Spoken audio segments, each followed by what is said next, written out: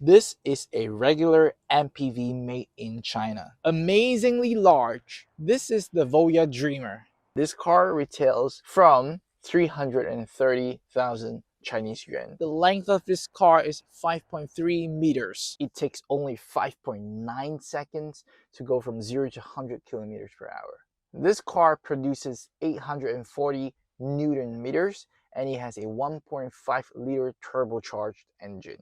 Let's start off with the front. The front of this car has a huge grille that is really imposing.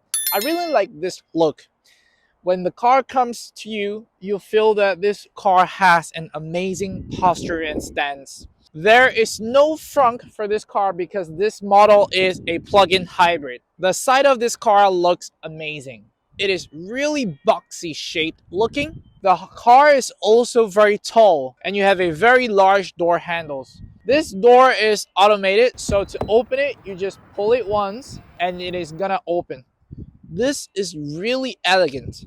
There is a bit of a height to step inside, but what I really like is that there are two handles over here, one for the adult and one for children to step inside. To close the door, I can either pull this handle or there's also a button here that I press and it will automatically close.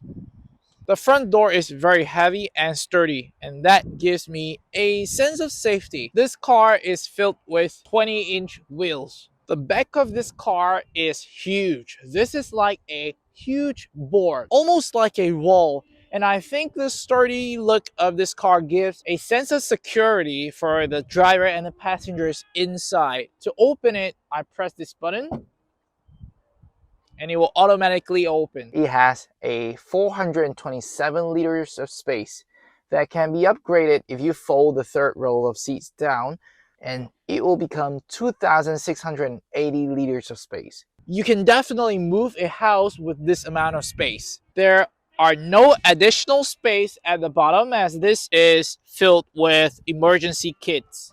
The front passenger seats is very comfortable. Although this will usually be for the chauffeur, I think they put a lot of thought into it. The sitting position is very elevated and I can have a great view of the surroundings. I love how round the steering wheel is and it's really big. The way that you can command and turn the steering wheel is really silky and comfortable. It has the usual traditional buttons, so you don't have to fidget around. Same for the control for the windows and the doors. So this is quite good because a lot of times when cars are too high-tech, all these becomes touchscreen and is incredibly annoying. The gear shift is also traditional. You have the cup holder, a wireless charging. This panel is where it gets a little annoying. This is touch sensitive and there is no physical buttons. So when I'm driving, I can't feel where I'm pressing and I have to visually look at what I am pressing. And that can be really distracting. The infotainment screen is also a little annoying, and hear me out. If I'm on navigation and I'm driving, if I want to change a setting here or I want to go to change a song, it doesn't automatically go back to the navigation and it can be really distracting. One good thing is this car is available in English. So for international buyers, this is going to be very convenient. The top panel is also touch sensitive, so this can be really annoying. If you're at the front passenger, you can toggle the entertainment screen here and you can watch some shows while being chauffeured. You also have quite a bit of space here for storage, and for the driver you have a mini glove box, and for this passenger here you have quite a huge glove box. And this car smells really nice too. I love it. I also love that it has physical air vents and it's really easy for anybody to be adjusting it. Look at how spacious this is. A massive headroom that makes this place look like a huge apartment. 氦蓝图我来了，调成零重力座椅。正在调整到零重力位置。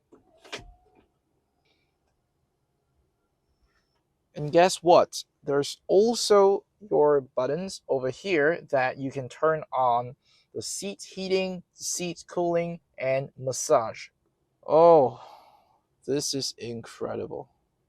One good thing about this car is that the seat belt is attached to the seat like this. So if you are lying down like this, it is going to be able to hold you down safely to your seat in case of a car accident. The side window is able to recline, but not fully. You have an airline style storage. Here you have some basic compartments where you can put your cup and some chargers with USB-C and USB. Some additional storage over here. On higher end models, there will be a fridge. There's also a television screen. This compartment here allows us to store our phone, so it comes in very handy. You have two panels of sunroof. One can be opened at the front, and the second one is stationary. You can press this button and it will be closed. You are able to toggle with the temperature and the wind speed over here, so that is quite handy. If there are 3 rows of passengers, the leg space at the back and the second row is still very comfortable. So going for a family outing, this is a perfect car. Sitting here while being chauffeured is another level of luxury. It is an area where you can rest, take a break before you go to your next meeting. This is the third row of seats, and it is still very spacious. Let's start off with our head space. I am 175, and sitting in the third row, there is still plenty of head space. I do not feel cramped at all. With the first and second rows seats adjusted to a reasonable distance, I have plenty of knee room over here, and my feet is able to slide below. That gives me extra leg space. I have armrest here, and if I need to charge my devices, I have a USB port here. I also love the fact that you have a window over here that is quite large actually for a third row passenger. You see, there is another rich Chinese in the same car with your chauffeur and passenger. There it goes to show you how popular this car model is. Bye bye. Let's go for a drive. The driving experience for this car is incredible.